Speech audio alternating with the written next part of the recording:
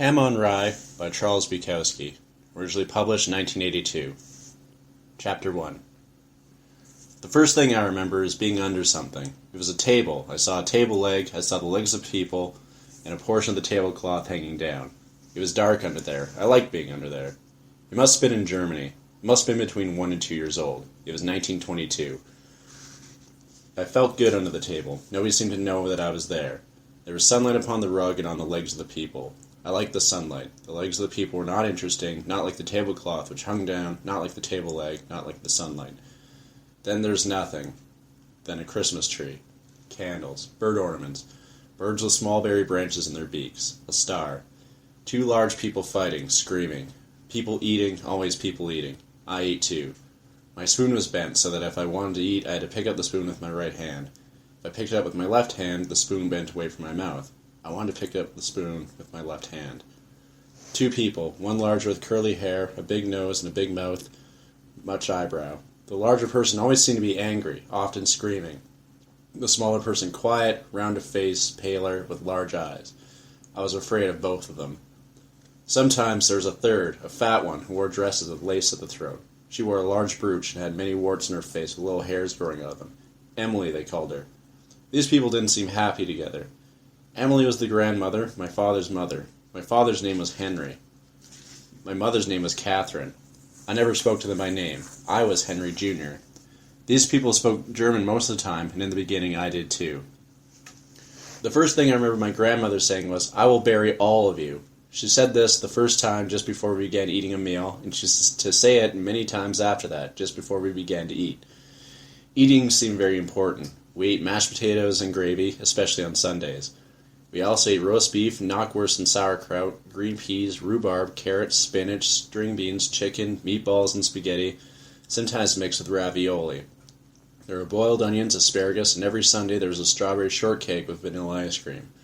For breakfast, we had French toast and sausages, or there were hot cakes or waffles with bacon and scrambled eggs on the side. And there was always coffee. But what I remember best is all the mashed potatoes and gravy and my grandmother Emily saying, "I will bury all of you."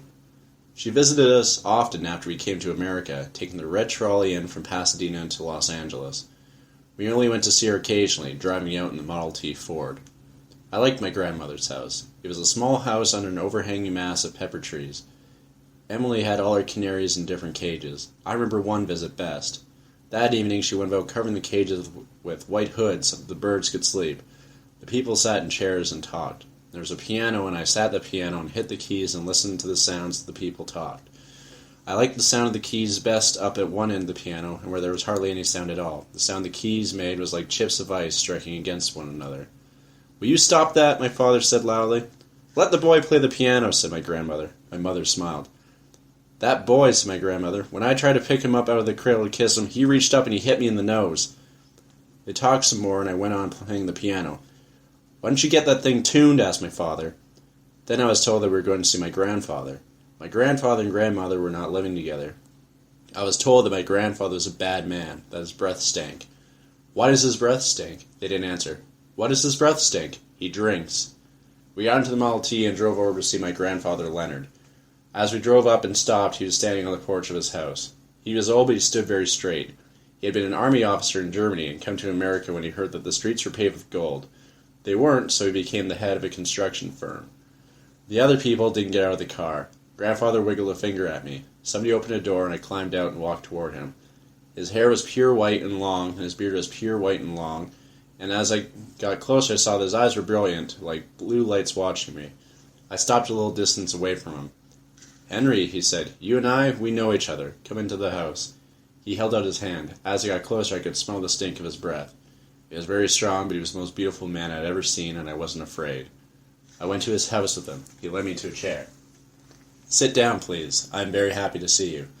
He went to another room. Then he came out with a little tin box. "It's for you. Open it."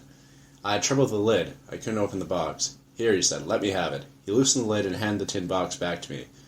I lifted the lid, and here was this cross, a German cross with a ribbon. "Oh, no," I said, "you keep it." "It's yours," he said. "It's just a gummy badge." "Thank you." "You better go now. They'll be worried." "All right, goodbye." "Goodbye, Henry." "No, wait." I stopped.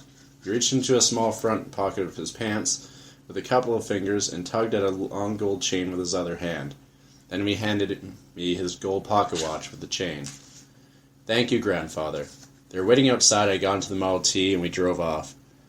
They all talked about many things as we drove along. They were always talking, and they talked all the way back to my grandmother's house. They spoke of many things, but never once of my grandfather.